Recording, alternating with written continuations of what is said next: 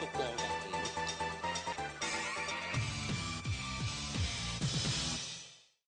Bienvenue dans 100% Ciné. Cette émission sera spéciale. Comme vous l'avez remarqué, nous avons changé de décor. Nous nous sommes mis aux couleurs de Harry Potter pour sa sortie.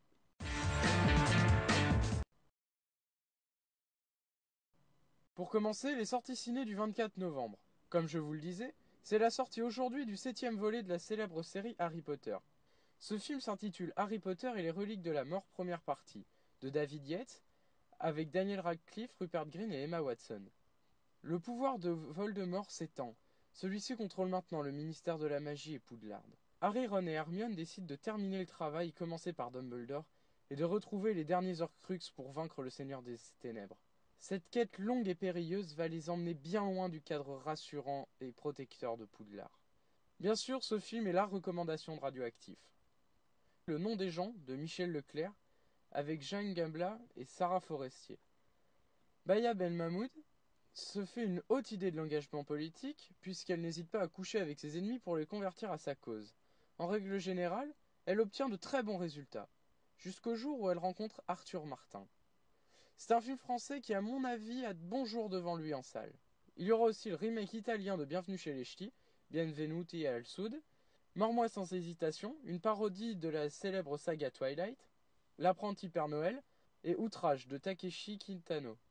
Pour les sorties du 1er décembre, il y aura Mon pote de Marc Esposito avec Édouard Baird et Benoît Magimel.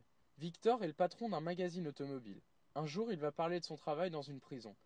Il rencontre un ancien braqueur, Bruno, fan de son magazine, qui lui demande de l'embaucher. Victor accepte. Une amitié naît entre les deux hommes, une amitié très forte, qui va bouleverser la vie de ces deux hommes. Il y aura Réponse de Byron Howard, avec les voix de Romain Duris et Isabelle Adjani. C'est le nouveau film d'animation des studios Disney.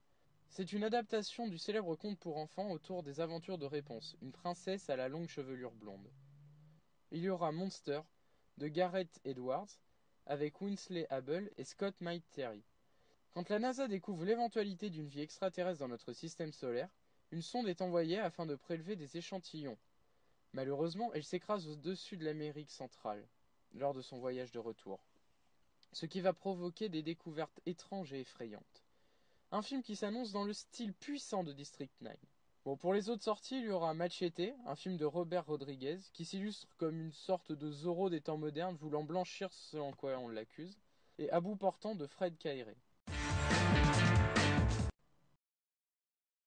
Pour les sorties DVD et Blu-ray de cette semaine, il y aura Dragon, le dernier né des studios DreamWorks, et la trilogie des excellents Toy Story.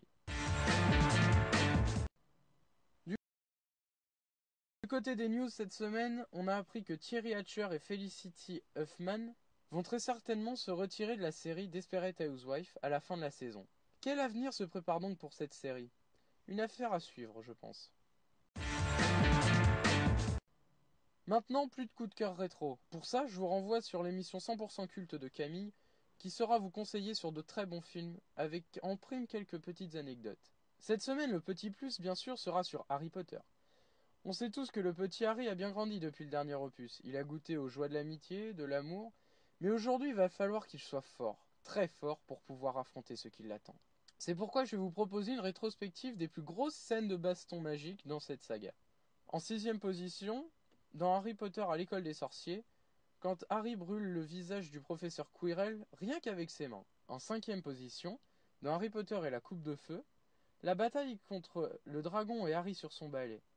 En 4ème position, dans Harry Potter et l'Ordre du Phénix, dans la salle de l'Arche des âmes, quand Harry se bat aux côtés de Sirius Black contre Lucius Malfoy. En 3ème position, dans Harry Potter et le Prince de Sang Mêlé, Dumbledore fait un énorme sortilège de feu sur les gardes de la grotte où était caché un des Horcruxes.